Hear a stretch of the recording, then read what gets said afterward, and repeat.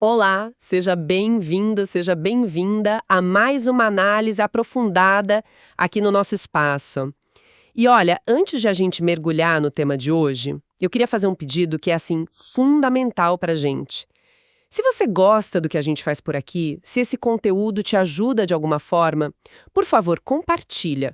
Manda para amigos, para o pessoal da faculdade, sabe? Para aquele grupo de estudos. É esse seu gesto que faz o nosso trabalho chegar a mais pessoas. E o conteúdo de hoje, eu garanto, não é só para quem é do direito, não. É para qualquer pessoa que queira se manter atualizada e exercer a cidadania de forma plena. A nossa missão hoje é bem clara. Vamos destrinchar as decisões mais importantes do Supremo Tribunal Federal de 2025, com base no informativo oficial da Corte. Mas, em vez de fazer aquela lista de sempre, mês a mês, que fica meio cansativa, né? A gente vai fazer diferente. Vamos agrupar as decisões por grandes temas, para a gente entender as tendências, o impacto real do que foi julgado. E tem uma pergunta que vai guiar toda a nossa conversa. Em 2025, a gente viu o STF agindo para preencher lacunas deixadas por outros poderes. Vamos investigar isso. Essa é a pergunta-chave.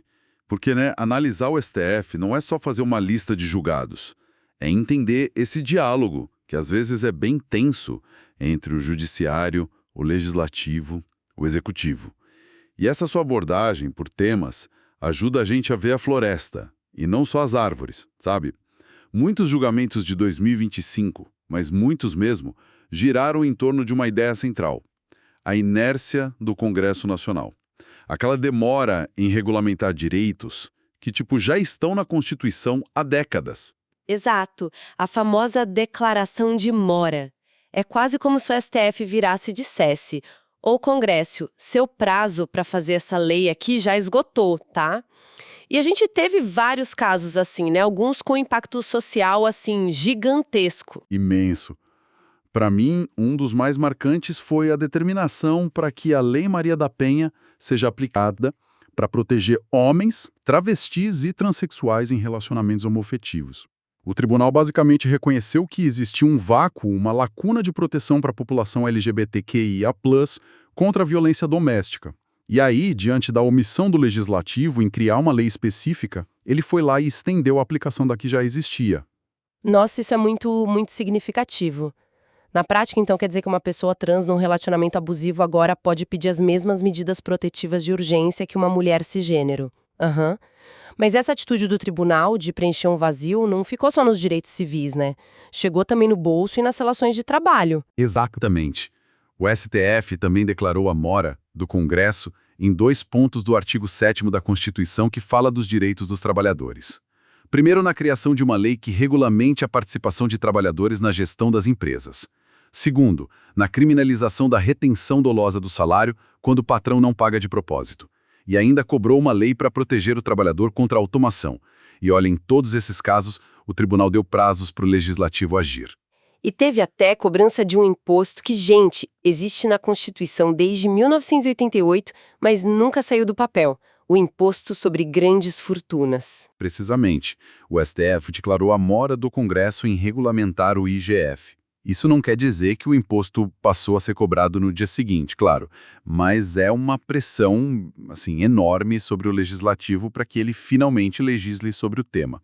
O que conecta todas essas decisões é o tribunal atuando como um garantidor de promessas constitucionais que, por inércia política, não viraram realidade. Ok, vamos mudar de tema agora. Saindo dessa atuação do STF como um legislador substituto, vamos para a área que talvez gere mais discussões acaloradas: direito penal e processual penal. E aqui, a gente teve uma mudança de rota num tema que é um clássico de concursos. Eu tô falando do foro por prerrogativa de função. Sim, uma mudança tectônica. Foi uma virada de chave. O entendimento que prevaleceu foi que a competência do STF para julgar crimes cometidos durante o exercício do cargo e em razão dele, ela não acaba mais quando a pessoa perde o mandato. Certo, vamos traduzir isso um pouco. Quer dizer que um deputado, por exemplo, que comete um crime relacionado ao cargo, não pode mais simplesmente renunciar ou esperar o fim do mandato para que o processo dele desça para a primeira instância, que costuma ser bem mais lenta. Ele vai continuar sendo julgado no STF. A ideia é evitar uma manobra para escapar da jurisdição da corte, é isso? Exatamente essa. A ideia é dar mais efetividade para a jurisdição e garantir a isonomia, né? E o mais importante, essa nova regra passou a valer imediatamente para os processos que já estavam em andamento. Ainda nessa linha de combate a crimes contra o Estado, a gente teve o julgamento da chamada trama golpista. Um julgamento central, né, para entender o momento político do país, o que ficou definido ali do ponto de vista técnico-jurídico. Bom, ali o STF primeiro firmou sua competência para julgar os atos. E depois ele definiu os contornos de 2 crimes bem específicos do Código Penal: a abolição violenta do Estado Democrático de Direito e o de golpe de Estado. A Corte entendeu que eles protegem bens jurídicos diferentes. Um protege o regime democrático em si, o outro a autoridade do governo constituído. E por isso é totalmente possível condenar uma mesma pessoa pelos 2 crimes em concurso. Entendi. E falando em ferramentas de investigação, um tema que afeta todo mundo é o acesso a dados de celulares apreendidos pela polícia. Como o STF equilibrou aí o direito à privacidade com a necessidade de investigar? Aqui, a Corte fez uma distinção que é fundamental e que virou o tema 977 de repercussão geral. Se o celular é encontrado de forma fortuita, tipo jogado no local de um crime, a polícia pode sim acessar os dados para descobrir quem é o dono ou o autor do crime, sem precisar de ordem judicial. O aparelho é tratado como um objeto, uma coisa. Ok, isso faz sentido. E se o celular for apreendido com uma pessoa, numa prisão em flagrante, por exemplo? Aí a história muda completamente. O celular é visto como uma extensão da privacidade da pessoa. Nesse caso, o acesso aos dados depende de 2 coisas: ou o consentimento expresso e voluntário do dono, ou uma ordem judicial bem fundamentada. Sem um desses 2, qualquer prova obtida ali é ilícita. É uma proteção bem clara contra a devassa indiscriminada da nossa vida digital. E essa proteção se estende também à integridade física das pessoas, certo? Porque teve uma decisão muito forte sobre a revista íntima em presídios. Fortíssima.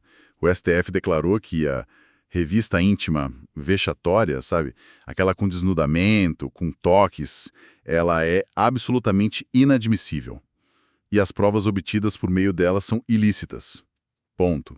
Foi dado um prazo de 24 meses para os presídios instalarem scanners corporais, que tem que ser a regra. A revista íntima só foi admitida em situações, assim, excepcionalíssimas, com indícios muito robustos e sempre sem qualquer tipo de humilhação. É uma vitória da dignidade humana, sem dúvida. Com certeza. Agora, vamos para o universo que praticamente domina as nossas vidas, a internet. O STF enfrentou o debate talvez mais espinhoso sobre o tema em anos, que é a responsabilidade das plataformas digitais, tipo redes sociais, por conteúdos postados por usuários. Esse foi talvez o julgamento mais complexo do ano. Ele mexeu no coração do Marco Civil da Internet, o famoso artigo 19. Esse artigo dizia que as plataformas só poderiam ser responsabilizadas por um conteúdo de terceiro depois de descumprirem uma ordem judicial específica para remover aquele conteúdo. Era o chamado modelo de Porto Seguro, né? O Safe Harbor. As plataformas eram vistas quase como um mural de cortiça neutro, onde qualquer um podia pregar um aviso e o dono do mural não tinha responsabilidade pelo que estava escrito ali, a não ser que um juiz mandasse tirar. Isso mudou. Mudou, e mudou substancialmente. O STF declarou esse artigo parcialmente inconstitucional. A regra geral de precisar de ordem judicial ainda vale para conteúdos comuns, vamos dizer assim, mas a Corte criou um regime de responsabilidade diferente para conteúdos ilícitos graves. E aí a gente está falando de atos antidemocráticos, terrorismo, crimes contra crianças, discurso de ódio. E como funciona essa nova responsabilidade? As plataformas agora viraram tipo editoras de jornal responsáveis por tudo que publicam? Não exatamente, mas a analogia ajuda a pensar. Elas não são editoras, mas também não são mais só o mural de cortiça. O STF criou o que a gente pode chamar de um dever de cuidado. As plataformas agora têm a obrigação de agir com diligência para mitigar a circulação desses conteúdos graves. E se for comprovada uma falha sistêmica, por exemplo, se o algoritmo da plataforma intencionalmente promove conteúdo de ódio para gerar engajamento, a empresa pode ser responsabilizada civilmente, mesmo sem uma ordem judicial prévia. É uma virada de chave, da irresponsabilidade para responsabilidade diligente. Uau! Isso tem um impacto gigantesco para as Big Techs operando no Brasil. E, claro, levanta todo o debate sobre os limites entre moderação de conteúdo e liberdade de expressão, né? Agora vamos para outro campo onde as decisões do STF geram efeitos em cascata: a economia. Tivemos julgamentos com consequências de bilhões de reais. Sim, e o maior exemplo disso foi a decisão que enterrou de vez a tese da revisão da vida toda para aposentadorias. Foi uma reviravolta completa no entendimento da Corte. Nossa, e muita gente contava com essa revisão para aumentar o valor da aposentadoria, né? Em resumo, o que estava em jogo e por que o tribunal mudou de ideia? A tese permitia que aposentados que começaram a contribuir para o INSS antes de 1994 pudessem incluir esses salários mais antigos e geralmente mais altos no cálculo do benefício. O STF tinha validado essa possibilidade, mas em 2025, ao julgar uns recursos, ele reviu a própria decisão. O novo entendimento é que a regra de transição, aquela criada pela lei de 1999, é obrigatória para todos. Não dá para escolher a regra mais vantajosa. A justificativa principal foi o impacto fiscal bilionário que a tese original causaria nas contas da Previdência. Uma decisão bem pragmática, então, pensando na sustentabilidade do sistema, mas que frustrou a expectativa de milhares de segurados. E no campo tributário, teve alguma boa notícia para o contribuinte? Teve uma muito importante. O STF fixou que as multas moratórias, aquelas cobradas pelo atraso no pagamento de tributos, sabe? Elas não podem ultrapassar 20% do valor do débito. Isso vale para tributos da União, dos estados e dos municípios. Acabou com aquelas multas confiscatórias de 100%, 150%, que eram bem comuns. Isso é um alívio e tanto. E aquele famoso IPVA sobre jatinhos e iates, que sempre volta ao debate? Esse tema foi pacificado. O STF declarou inconstitucionais todas as leis estaduais que previam a cobrança de IPVA sobre embarcações e aeronaves antes da emenda constitucional de 2023, que finalmente autorizou essa cobrança. Ou seja, quem foi cobrado no passado com base nessas leis antigas foi cobrado indevidamente. Ufa, que jornada! Passamos por direitos fundamentais, pelo sistema de justiça criminal, pela revolução digital e por decisões de impacto econômico gigantesco. Fica muito claro que as decisões do STF moldam o país em todas as áreas possíveis. Sem dúvida. E se a gente observar o conjunto da obra de 2025, o fio condutor que une muitas dessas decisões, como a gente começou a conversa, é essa tensão entre os poderes. Exato. A gente cobriu tantos temas e ainda ficaram de fora decisões importantes sobre sobras eleitorais que mudaram a composição do Congresso, a validação da vaquejada como manifestação cultural, a constitucionalidade de cotas para alunos de colégios militares.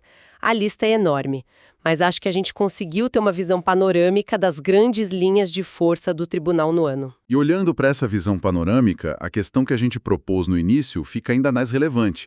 Ao declarar a mora do Congresso em temas como a proteção da população LGBTQIA+, a criminalização da retenção de salários e a regulamentação do imposto sobre grandes fortunas, o Judiciário está apenas cumprindo seu papel de guardião da Constituição ou está ultrapassando os limites da sua função e legislando no lugar de quem foi eleito para isso?